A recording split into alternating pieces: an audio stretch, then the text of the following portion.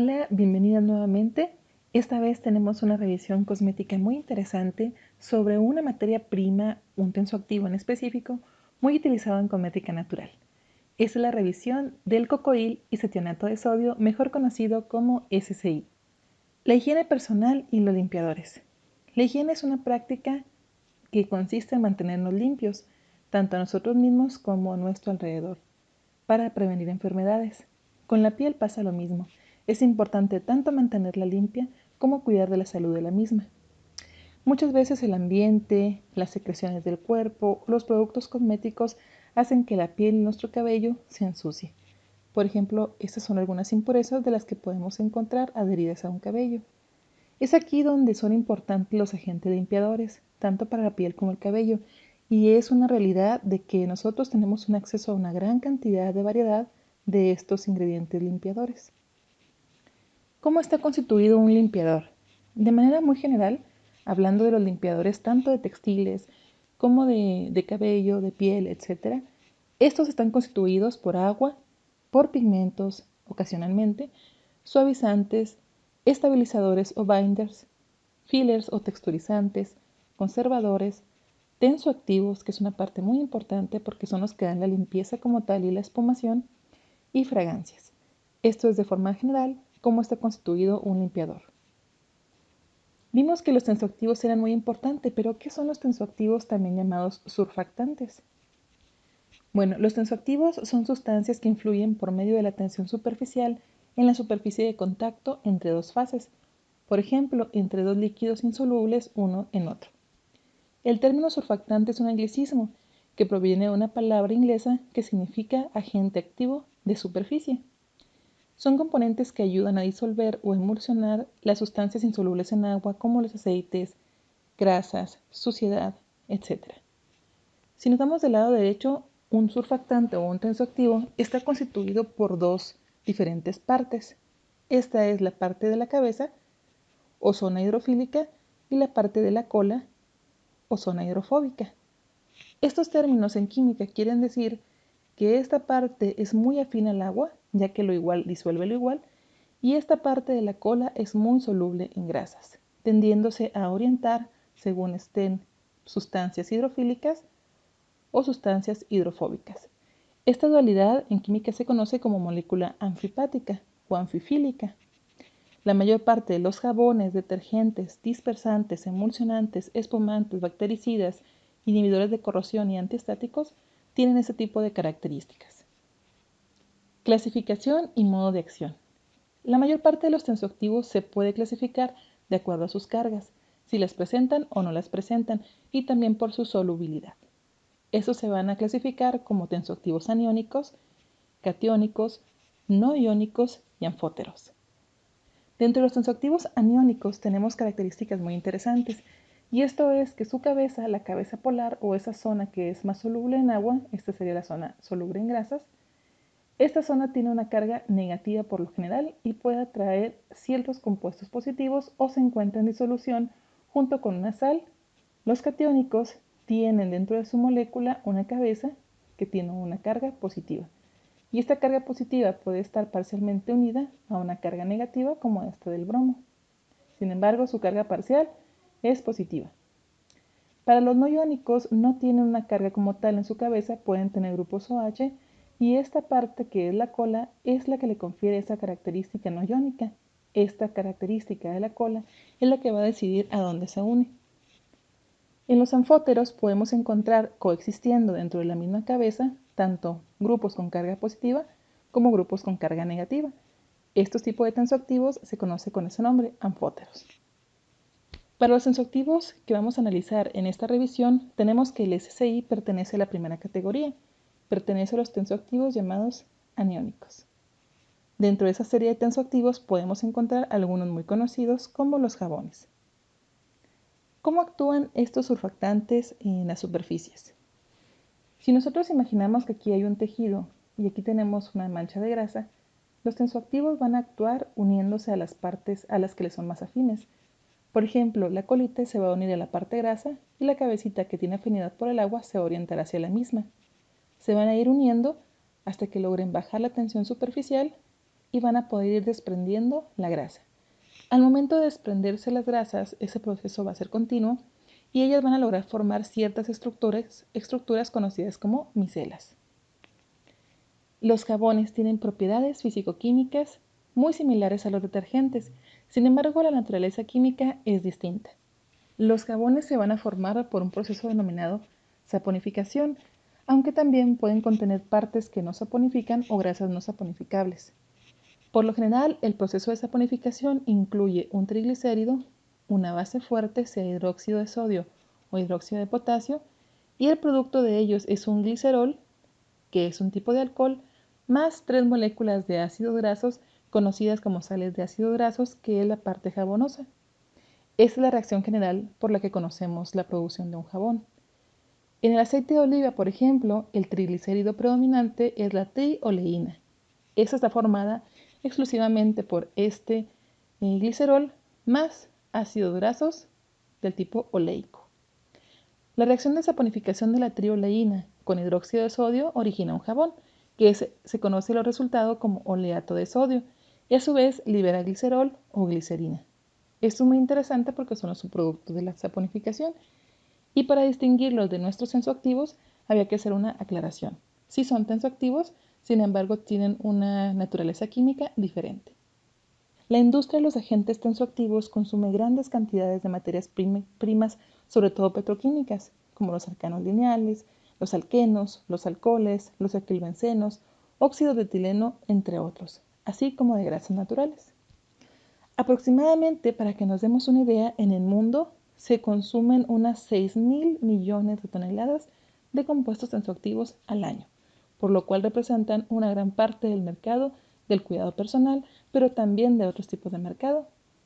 Dentro de las propiedades de un tensoactivo está su poder detergente, la capacidad para eliminar la suciedad y la grasa de una superficie, como la piel, un tejido en específico, su poder emulgente, o su capacidad para producir dispersiones coloidales de la grasa, también su poder espumógeno, que da lugar a la formación de espuma, y una propiedad mojante que hace que el agua impregne una superficie de forma homogénea. Y es aquí donde entramos a hablar de los tensoactivos suaves. El SSI pertenece a esta clasificación. Además, otros tensoactivos como el disodio lauril sulfoxinato, el lauril glucósido, el cocoglucósido que se encuentra en estado líquido, los glutamatos, el sodio lauroanfosfatato y otros como el desiglucoside y el lauret 7 citrato. Estos se caracterizan por ser extremadamente suaves con la piel, porque se caracterizan por tener micelas que son incapaces de pasar por los poros. Por lo tanto, la limpieza solamente la realizan de manera superficial, llevándose la menor cantidad de proteínas dentro de la piel. Una pregunta muy frecuente es si esos tensoactivos son biodegradables. Tendríamos que hablar de qué es la biodegradación de nuestros agentes limpiadores. La biodegradación es la destrucción de un químico por medio de la actividad metabólica de los microorganismos. Existe una degradación primaria y una degradación secundaria. La degradación primaria es donde la estructura del detergente cambia y se pierde esa característica de ser surfactante. La degradación secundaria o degradación final es cuando ya se convierte a la mínima característica o las mínimas moléculas que pueden ser usadas por los microorganismos o por diferentes organismos acuáticos. Estos son el dióxido de carbono, el metano, agua, sales minerales y biomasa. Estos serían los productos finales de la biodegradación. Sin embargo, no todos los tensoactivos son biodegradables y algunos al biodegradarse producen compuestos intermediarios que se insolubilizan, sedimentan y pueden ser disruptores hormonales en la vida acuática. Actualmente existe una norma mexicana que se llama Biodegradabilidad de los detergentes domésticos, especificaciones y métodos de prueba, que se encarga de estudiar estos procesos. ¿El jabón es biodegradable? La respuesta es que sí. La principal vía de degradación involucrada en la ruptura del jabón es la betaoxidación de las cadenas alquilo. Este paso no requiere la presencia de oxígeno, por lo cual puede ser llevada en condiciones anaeróbicas. Algunos de los productos de degradación del jabón son el dióxido de carbono y el metano. El jabón se va a degradar hasta un 97% durante los primeros 28 días, siendo en general su periodo de biodegradación de 3 a 4 semanas. Ahora sí, que pase el SSI, el cocoil cetonato de sodio. Lo primero que vamos a ver es alguna de las presentaciones en lo que lo encontramos cuando nos los venden como materia prima, y esto es en forma de noodles o en forma de polvo, siendo más barata la presentación de este tipo o en pequeños espirales porque básicamente requiere un proceso adicional donde tengamos que molerlo. Es la estructura del isocetonato de sodio, que es uno de los componentes principales durante la síntesis del SSI. Para comenzar esta revisión vamos a hablar profundamente de cómo está compuesto y cómo se sintetiza el SSI. El SSI proviene del isocionato de sodio. De hecho, eso es a lo que debe su nombre. El isocionato de sodio es una sal orgánica de un ácido llamado ácido isetiónico. Este es un compuesto organosulfurado que tiene muchas aplicaciones en la cosmética y en el cuidado personal. El ácido isetiónico fue descubierto en 1833 y actualmente se ha ido perfeccionando la forma en la que se produce. Sin embargo, durante esa perfección de los procesos químicos se llegó a establecer una de las rutas más eficientes, que es la etoxilación. El producto de esta reacción es una pequeña molécula comprendida por un ácido acrilsulfónico acoplado a un grupo hidroxilo funcional. Este es la sal de ese ácido que se llama isetionato de sodio, donde podemos ver aquí ese grupo hidroxilo funcional, el isetionato y la sal que es con sodio. En este caso, la unión de este grupo con un metal, que sería el sodio. Este grupo es el que forma la mitad de nuestro compuesto SSI. La unión única de estas dos estructuras químicas permite al isetionato de sodio ser utilizado en muchos procesos, porque actúa como un detergente anfotérico que puede ser usado para preparar tensoactivos derivados de ácidos grasos como el SSI. Como vemos, este es el precursor de nuestro SSI. Para conocer cuáles son las características y las preocupaciones que existen sobre el SSI, es importante que conozcamos cómo se sintetiza.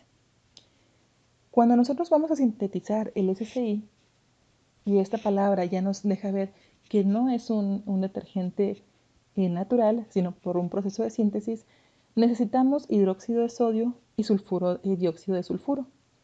Estos dos se tienen que mezclar en un tanque aparte para crear el bisulfito de sodio. El bisulfito de sodio se tiene que mezclar con óxido de etileno en un exceso para producir el isetionato de sodio. Este isetionato de sodio es la sal, esta sal que ya habíamos visto, que va a ser el precursor de nuestro SSI. Cuando nosotros tenemos ya el isetionato de sodio, lo podemos unir al cloruro de algún ácido graso, en este caso ácido graso de coco, y lo vamos a unir a una temperatura de 90 a 110 grados centígrados, obteniendo por síntesis de estos dos el elemento que nos interesa, que es el SSI, o el cocoil isetionato de sodio. Además, obtenemos como otro de los productos el ácido clorhídrico. Ese sería el método número 1. Por método número 2 se puede originar por una esterificación, esto es, teniendo los ácidos grasos de coco más el isetionato de sodio, pero requiriendo de un catalizador, en este caso llevándose bajo la presencia de algunos ácidos metales y elevando la temperatura de 210 a 220 grados centígrados. En este caso, este tipo de condensación directa requiere más energía para llevarse a cabo, pero vamos a obtener el mismo producto, pero con agua. Esas son las dos formas básicas con las que se sintetiza el SSI. Podemos encontrar que lo clasifican con un grado de seguridad de 1 en un semáforo verde, lo que hace pensar que no tiene ningún problema en cuanto a cáncer, en cuanto a reproductividad, que no ocasiona alergias y que no es inmunotóxico. Esto es lo que tenemos en Internet cuando buscamos seguridad de nuestros reactivos en diferentes páginas. Sin embargo, ¿esto es cierto? ¿Realmente es un compuesto que es sumamente seguro? Vamos a revisarlo. Químicamente nuestro tensoactivo es un acil-oxietanosulfonato, SSI, donde también encontramos diferentes sales de SSI y diferentes variaciones, como el lauroil y cetionato de sodio. Este es un tensoactivo principal en la formulación de muchos champús sólidos.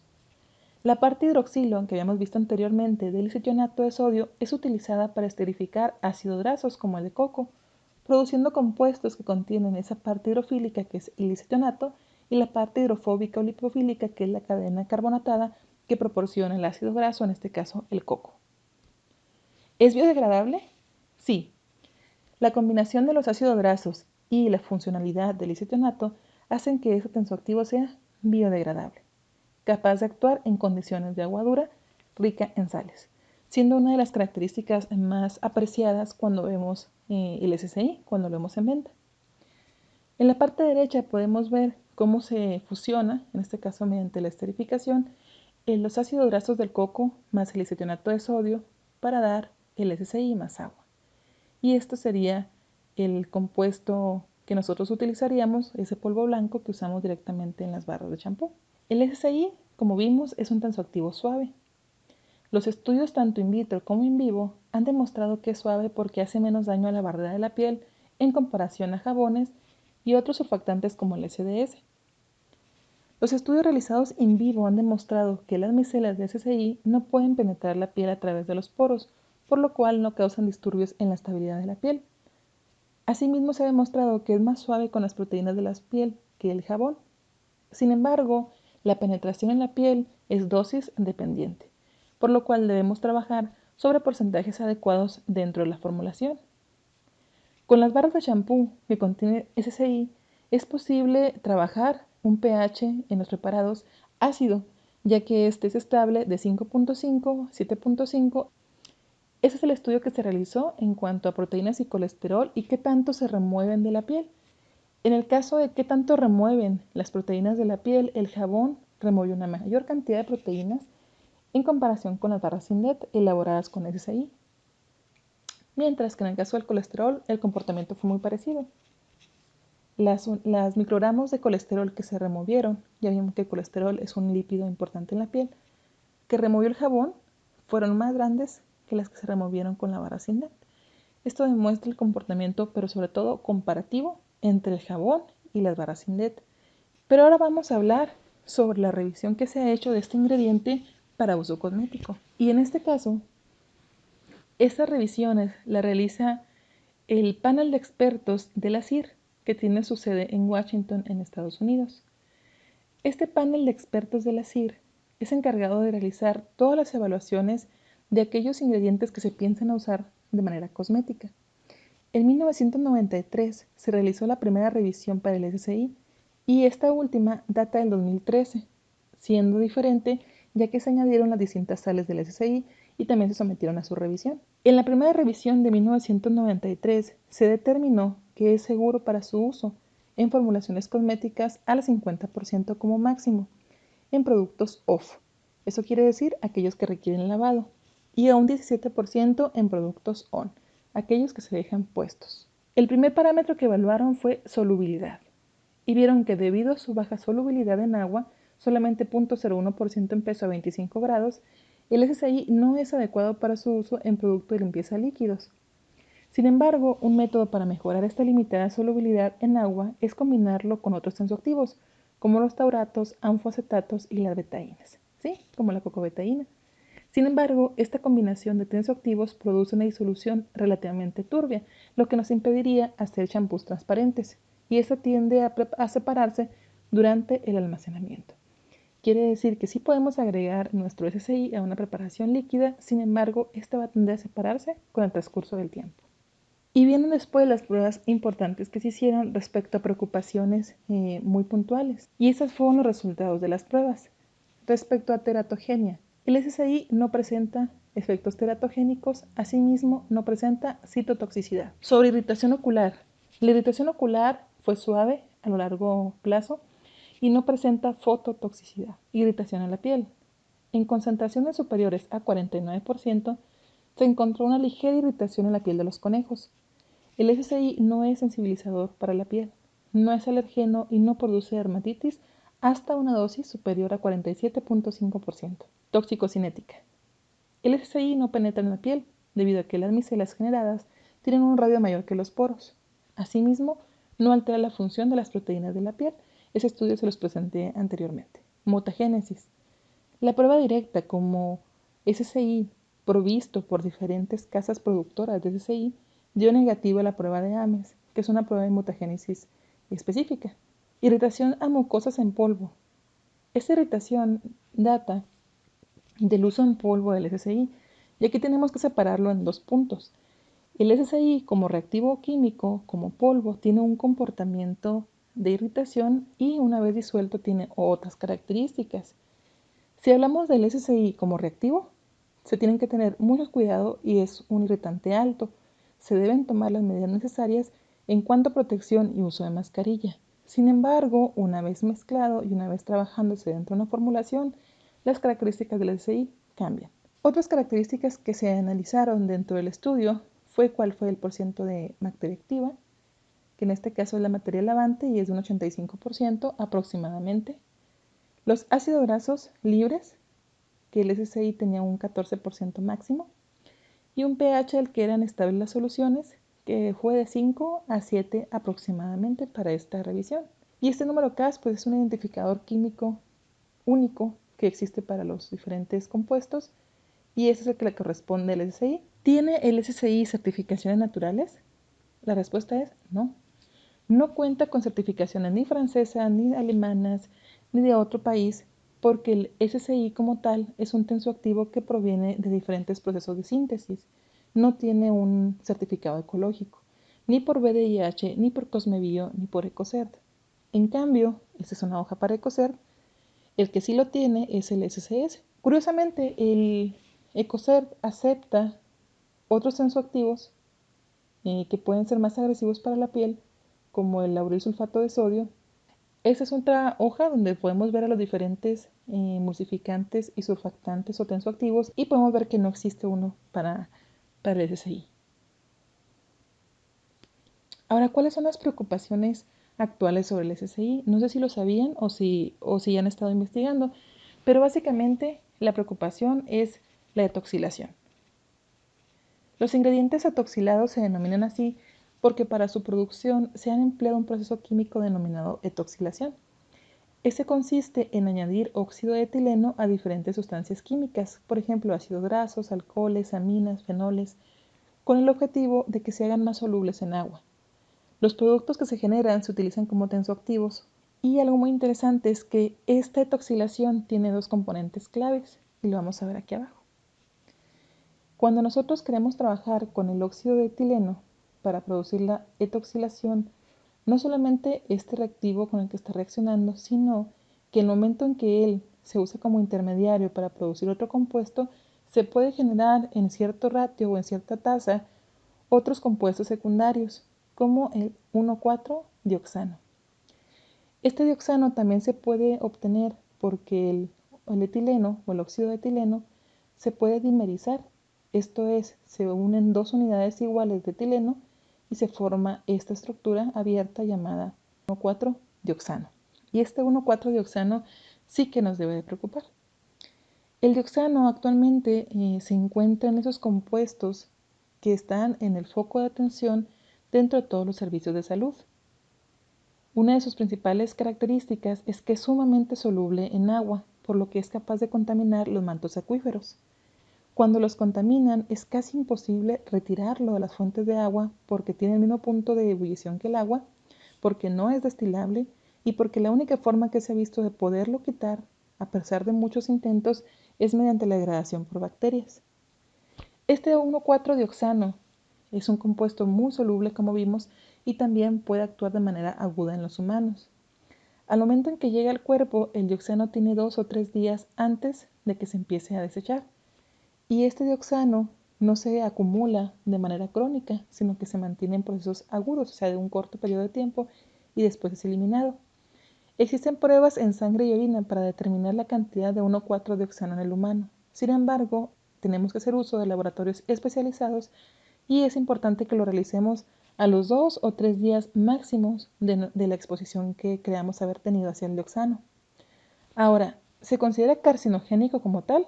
No, se considera que está por ser un carcinogénico, porque no existen estudios en humanos suficientes. Sin embargo, todos los estudios que se han hecho en animales sí son concluyentes. Sí han desarrollado cáncer en diferentes partes, sí han desarrollado alergias, sí, y sobre todo un problema muy importante que es que son letales. sí ha llegado a verse que en altas concentraciones el 1,4-dioxano es letal. También se ha visto que está relacionado a los abortos espontáneos y es capaz de pasar a la leche. En el caso del amamantamiento es capaz de pasar por la leche. Actualmente existe una preocupación porque el dioxano es uno de los principales contaminantes de los mantos acuíferos. No podemos evitar que haya una contaminación porque muchas de ellas han sido dadas a través de muchos años por las empresas que vierten sus residuos en el agua. Sin embargo, podemos saber que actualmente la EPA recomienda que haya niveles de dioxano que no excedan los 4 partes por millón. Sin embargo, cuando nosotros hablamos de cuánto dioxano hay en un producto de lavado, en un producto cosmético, se encuentra en 36 hasta 54 partes por millón, es 10 veces más de lo permitido por la EPA. La presencia del 1,4-dioxano en bajas o muy bajas cantidades es capaz de causar problemas. El dioxano se encuentra contaminando diferentes fuentes a las que puede que ya hayamos tenido acceso. Sin embargo, lo que sí se puede evitar es acceder a aquellos cosméticos, detergentes o champús que puedan tenerlo en una mayor cantidad. Y estos suelen ser los que son directamente toxilados. Todos aquellos que digan polietilenglicol, los PEG, los polietilenos, los oxinoles, etc. Todos ellos es seguro que van a contener alguna traza de dioxano. Sin embargo, aquí vamos a someter algo a criterio. La etoxilación no es la única ruta por la cual se produce el SSI. Y esto en específico, el SSI, como vimos, no se produce por etoxilación, no se considera un etoxilado directo. Se considera que está formado por un ingrediente que puede o no ser etoxilado. Esas son diferentes rutas de síntesis con la cual podemos obtener al isocianato de sodio. Una de ellas es con otros compuestos, como tiosanatos, y tenemos otros precursores. Sí hay diferentes rutas de síntesis, pero más del 80% se dan por la ruta que es etoxilada. Sin embargo, tenemos que saberlo, no todos los SSI son producidos por un isocianato de sodio que sea etoxilado. La síntesis original de este isocianato de sodio era de esta manera, sigue siendo así. Sin embargo, la ruta más común actualmente sí es la del óxido de etileno. Este es el óxido de etileno. En una solución acuosa de bisulfito de sodio y que va a producir la sal. Actualmente esta se considera la ruta más efectiva para producir las sales. Sin embargo, todavía hay empresas que lo hacen por otras vías de síntesis. El tema que sigue es la toxicidad para la vida marina. Y es que vamos a ver que en las hojas de seguridad del SSI podemos encontrar que aunque es biodegradable, tiene toxicidad para la vida marina. Cuando nosotros evaluamos esa toxicidad, no podemos solamente ver lo que dice en la hoja, tenemos que saber de qué forma es esa toxicidad, cómo se presenta. Y eso puede presentar por 3 fenómenos. Por persistencia en el ambiente, quiere decir que tarda en biodegradarse, por bioacumulación en los tejidos de los animales o por toxicidad directa, al momento en que lo consumen que puedan fallecer. Entonces, todo esto crea una serie de decisiones que se llaman actualmente algoritmo Gaia. El algoritmo Gaia o el programa Gaia es un algoritmo que se crea para determinar qué, cuánto y de qué forma son tóxicos para la vida marina diferentes cosméticos, diferentes productos que van a ir a dar al agua.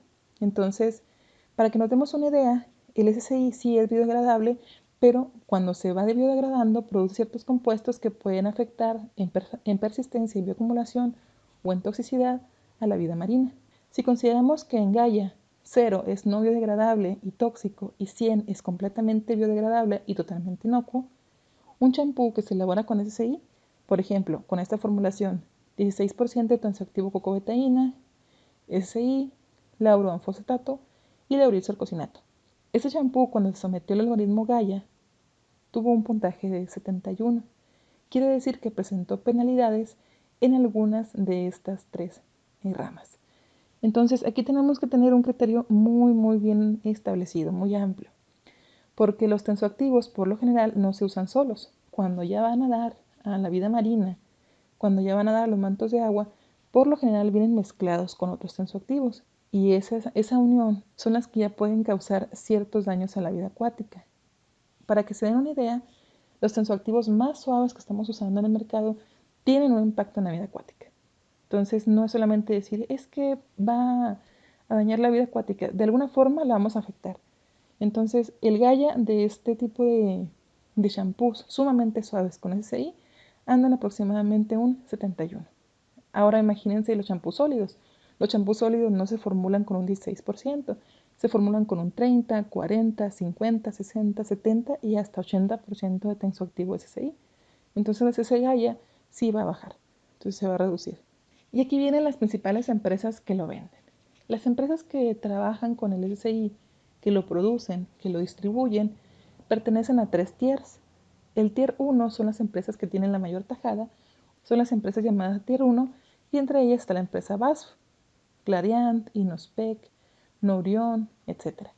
Estas 4 grandes del comercio internacional que van desde marcas de Estados Unidos, Europa y Asia. Después viene el tier 2, que son algunas empresas que se encuentran en China, y tier 3 como la empresa Yara International, Mikel, Acot, entre otras. ¿Y qué están haciendo las empresas al respecto?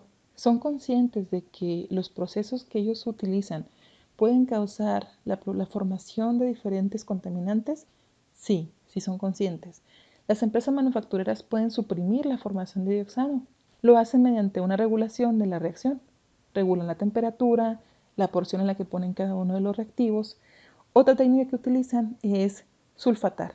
Cuando sulfatan sus productos, también reducen la producción de este dioxano.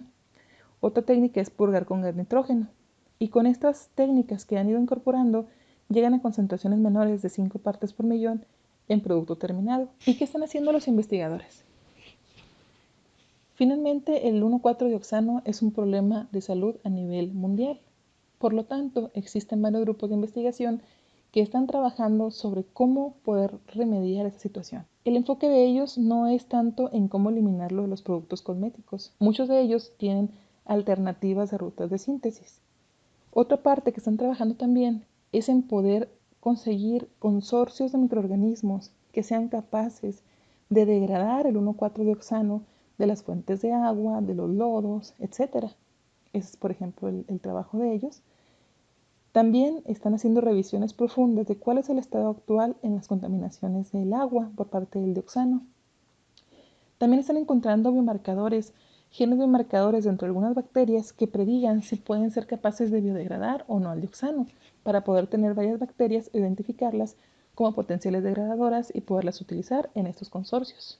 Esa es una de las tablas que usan los formuladores para poder elegir aquel tensoactivo que van a poner dentro de sus formulaciones.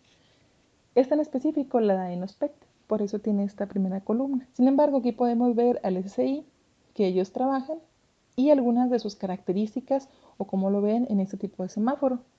Les dejo esta imagen de modo que ustedes puedan ponerle pausa y puedan analizar algunas otras. Algunas de las que les resulten familiares tal vez van a ser las betadinas. El SSI se está utilizando en productos para el cuidado capilar como champús, acondicionadores y tónicos. Sí, también se utilizan acondicionadores. En productos de cuidado de piel, entre ellos lociones, cremas, limpiadores, espumas para afeitar. Y sí, efectivamente, en productos para el cuidado oral, para las pastas dentales, para producir espuma, en productos para el cuidado de los bebés y en productos o aplicaciones farmacéuticas. No podemos decir que el SSI es lo mismo a 1% que a 80%. Definitivamente el SSI, cuando se habla de cuidado oral, en la mucosa llega a ser irritante por concentraciones superiores al 10%.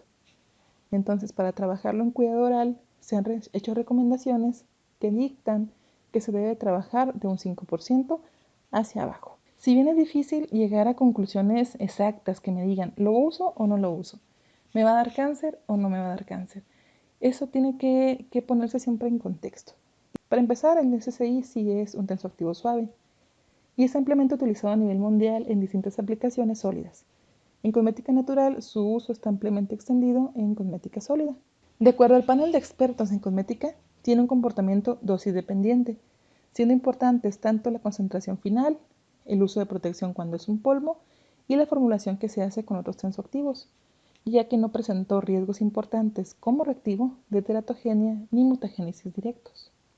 Sin embargo, cabe mencionar que no se presentaron estudios de carcinogénesis, no los hay y no se han presentado, por lo menos hasta el 2013 no tenemos ningún estudio para que sea concluyente sobre la capacidad que tiene el SSI para causar cáncer. Esto es muy importante decirlo. Respecto a su comportamiento ambiental, es biodegradable. Sin embargo, tiene inconvenientes respecto a toxicidad para la vida acuática. Que sea biodegradable no quiere decir que sea totalmente inocuo para la vida acuática. Esto puede ser mejorado al acompañarlo con otros tensoactivos durante la formulación y obviamente al trabajar con concentraciones más bajas. Sobre su potencial como agente cancerígeno no se presentaron pruebas suficientes por parte de los fabricantes para la revisión.